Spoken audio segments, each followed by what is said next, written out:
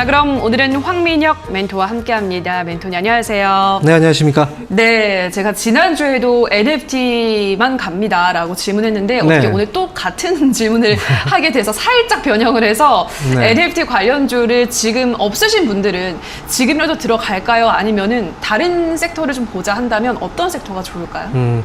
일단 지금 NFT와 관련해서 이제 종목들이 막 올라가잖아요. 이제 많이 올라갔고 그러다 보니까 이제 시장도 좀 약간 지지부진한 것 같고 해서 자꾸 그쪽으로 시각이 갈 수밖에 없거든요.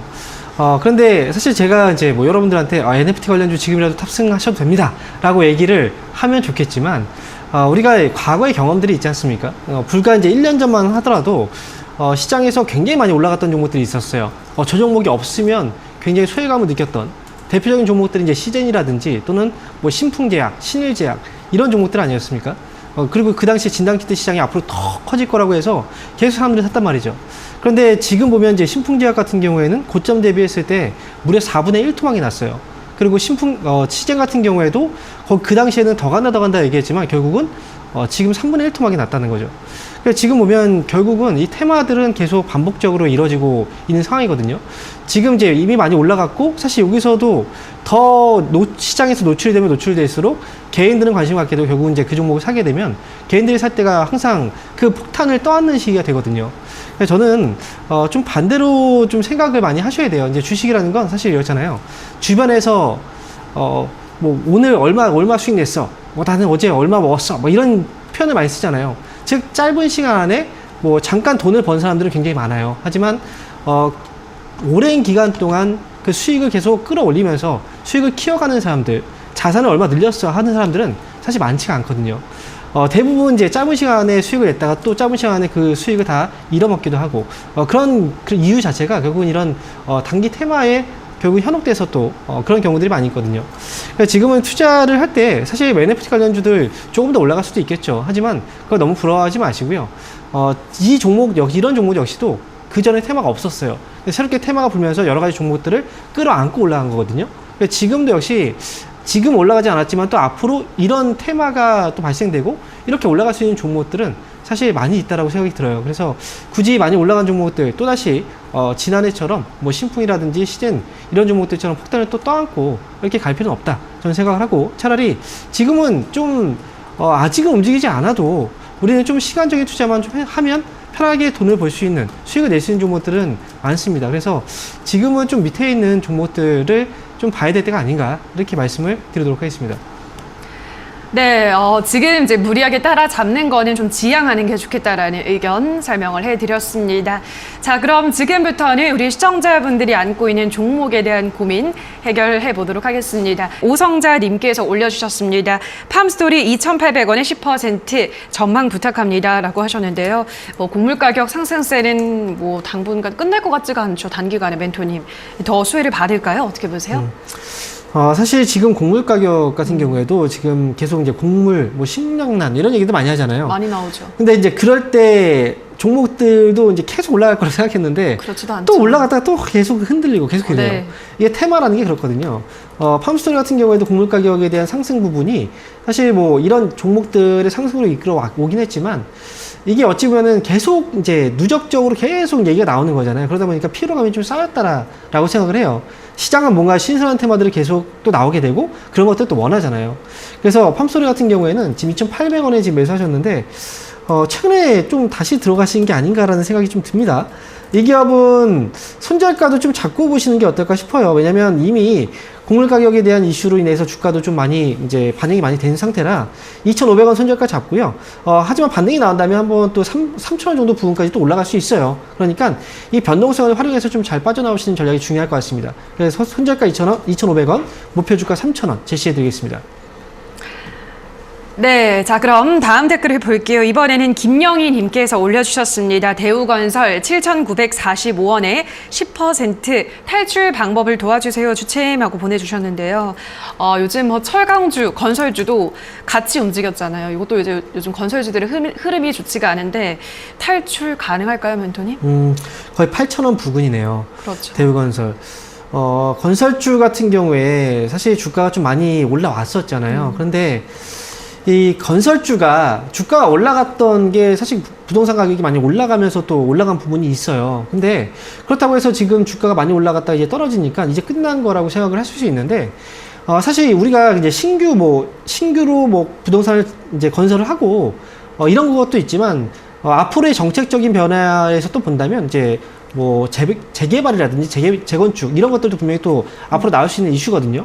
최근에 이제 이런 뭐 철강에 대한 뭐 수급 이런 부분에 대한 문제들이 결국 이런 인프라 관련주들의 주가를 좀 누른 부분도 있는데, 결국 이런 것들은 또 풀리게 돼요. 그래서 지금 주가는 상당히 좀 조정을 좀 많이 받은 상황이기 때문에 굳이 포기를 할 필요는 없다라고 생각을 합니다. 가능성이 없다면 포기를 하겠지만, 가능성이 있기 때문에 포기를 하지 말라는 거예요.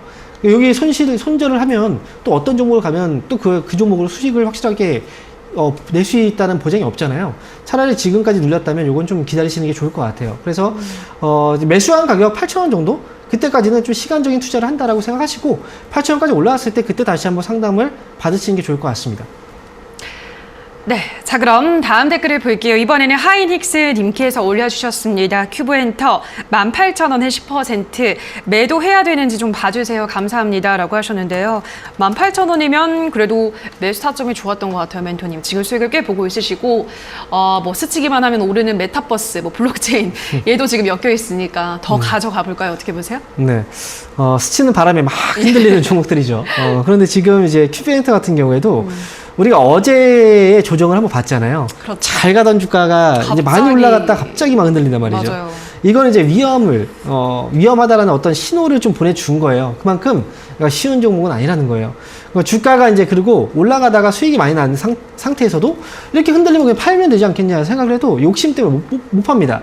흔들리기 전에 이게 내가 수익이 얼마였는데 이런 생각들이 들거든요. 그래서 이렇게 이제 많이 올라왔잖아요. 그리고 테마주 같은 경우에는 순식간에 좀 상황이 변할 수 있기 때문에 저는 이제 확실하게 진짜 기계적으로 손절가를 잡아놓고 가는 게 저는 맞다라고 생각을 하고요. 그래서 이 기업은 19,500원이에요. 이 가격이 만약에 깨지게 된다면 이미 어제 물량들 한번 뿜어져 나왔잖아요. 이건 이제 분산이 나온 거예요. 그래서 한 번 더 분산이 나오면 그때부터는 진짜 팔고 싶어도 쉽게 팔지 못하는 상황이 될 수 있으니까 19,500원은 손절가 잡으시고요. 반등 나오면 여기서 욕심을 버려야 돼요. 흔들렸잖아요. 25,000원 정도 부근에 오면 그때는 정리해서 빠져나오자라고 말씀을 드리겠습니다. 네, 자 그럼 다음 댓글을 볼게요. 이번에는 메리님께서 올려주셨습니다. 한화시스템 18,600원에 10% 어떻게 해야 될까요? 얼마까지 내려갈까요? 라고 하셨는데요. 지금은 일단은 하락 추세에 접어든 것 같고요. 멘토님 어떻게 좀 전략을 세워볼까요? 그렇죠. 지금 주가가 상당히 오랫동안 좀 조정을 받았잖아요. 맞아요. 그리고 지금 그때 동안 주가가 올라온 것도 보면 굉장히 많이 올라왔단 말이죠. 이 방산주 같은 경우에도 굉장히 많이 올라왔던 시기예요. 지난해부터. 근데 지금 보면 이 기업은 지금 15,000원 부분까지 밀렸다가 지금 여기서 좀 잡아주고 있는 듯한 그런 모습들이 나오고 있거든요. 그런데 사실 이 회사 자체적으로 본다면 과연 이 기업의 주가가 지난해 이렇게 올라왔다고 해서 굉장히 또 많이 올라갔다라고 얘기할 수 있을까? 왜냐면 회사 자체가 꾸준하게 수익을 낼 수 있는 기업이거든요. 그래서 지금은 어쨌든 많이 올라왔기 때문에 이 조정 기간도 길어진 거고, 그리고 지금 시장에서 관심이 조금은 멀어졌기 때문에 그래서 좀 힘들긴 하지만 굳이 여기서 그냥 바로 정리할 필요는 없다라고 생각을 해요. 15,000원 부근에서 만약에 반등이 나오게 된다면 매수가까지 회복이 또 될 수 있는 흐름이 또 나올 수 있거든요. 하나시스템은 최종적으로는 일단은 15,000원을 한번 훼손하고 내려왔잖아요. 저는 총 한 14,000원 정도 부근에서는 이 안에서는 반등이 가능하지 않을까 보기 때문에 지금 최종적인 손절가는 14,000원 잡아드리고, 반등이 나오면 다만 18,600원 뭐 그러면 19,000원까지 막 보려고 하거든요. 근데 일단 18,000원 부근에서 빠져나온다라고 생각을 하세요. 손실을 좀 많이 줄인 상태에서 빠져나오겠다라고 생각하시고 목표 주가 18,000원 제시해드리겠습니다. 네, 자 그럼 다음 댓글 볼게요. 이번에는 베이비 K 님께서 올려주셨습니다. 원익홀딩스 7,000원에 20% 지금 추가 매수해도 될까요? 라고 하셨는데요. 와, 7,000원이면 좀 높네요. 단가가. 멘토님 지금 추가 매수할까요? 단가가 높아요. 지금 그렇죠. 거의 뭐 고점이죠. 최고점이라고 지금 얘기할 수 있는 그 정도 수준인데 지금 비중이 20%예요. 원익홀딩스 이 회사도 기다리면 분명히 올라갈 수 있는 회사예요. 그만큼 이 기업의 어떤 이제 성장성이라든지 가치적인 부분에서 본다면 당연히 올라갈 수 있습니다. 그런데 중요한 건 조정이 끝났느냐? 아직은 조정이 끝나지 않았어요. 그렇다면 지금 매수를 하면 또 끌려다닐 수가 있다는 거죠. 그럼 나중에 또 추가 매수를 해서 돈을 더 집어 넣어야 돼요. 그래서 지금은 조금 더 참고 기다릴 시기가 아닌가라는 생각이 들고요. 추가 매수를 한다면 사실 우리가 20%까지 추가 매수했다면 최소한 10% 정도는 더 해야 되는 거잖아요. 평균 단가를 좀 많이 낮추려면.